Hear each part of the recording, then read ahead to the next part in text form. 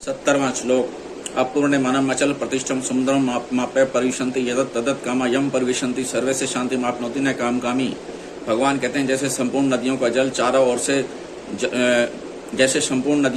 चारों ओर से जल द्वारा परिपूर्ण समुद्र में आकर मिलता है, पर समुद्र अपनी मर्यादा में अचल स्थित रहता है, ऐसे ही संपूर्ण भोग पदार्थ जिस क्षय में मनुष्य को विकार उत्पन्न किए बिना ही प्राप्त होते हैं, वही मनुष्य परम शांति को प्राप्त होता है, भोगों की कामना वाला नहीं।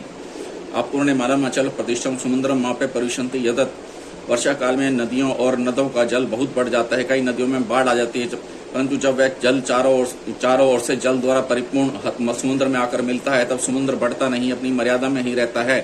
परंतु जब गर्मी के दिनों में नदियों और नदों का जल बहुत कम हो जाता है, तब समुद्र घटता नहीं है। तात्पर्य है कि नदी नदों का जल ज्यादा आने से अथवा कम आने से या ना आने से तथा बढ़वानल जल में पैदा होने वाली अग्नि और सूर्य के द्वारा जल का शोषण होने से समुद्र में कोई फर्क नहीं पड़ता, वह घटता बढ़ता नहीं है।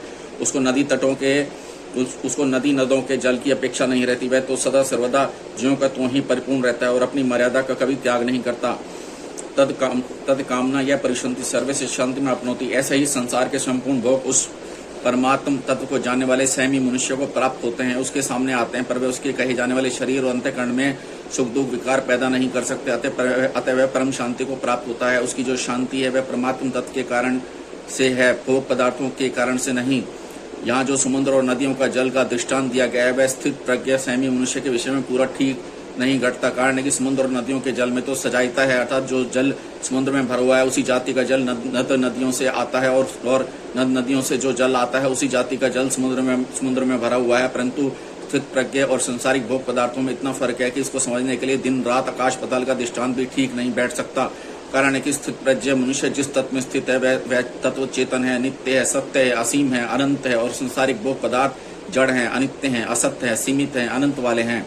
दूसरा अंतर यह है कि समुद्र में तो नदियों का जल पहुंचता है, पर स्थित प्रज्ञ जिस तत्व में स्थित है वहां ये संसारिक भोग पदार्थ पहुंचते ही नहीं, परंतु तो केवल उसके कहे जाने वाले शरीर अंतःकरण तक ही पहुंचते हैं। अतः समुद्र का दृष्टांत केवल उसके कहे जाने वाले शरीर और अंतःकरण की स्थिति को बताने के लिए दिया गया है, उसके वास्तविक स्वरूप को बताने वाला कोई दृष्टांत नहीं है। न काम कामी, जिसके मन में भोग पदार्थों की कामना है, जो पदार्थों को ही महत्व देते हैं, जिसकी दृष्टि पदार्थों की तरफ ही है, उसको कितने ही संसारिक भोग पदार्थ मिल जाएं तो भी उनकी तृप्ति नहीं हो सकती, उनकी कामना जलन संताप नहीं मिट सकते, तो फिर उसको शांति कैसे मिल सकती है। कारण है कि चेतन स्वरूप की तृप्ति जड़ पदार्थों से हो ही नहीं सकती।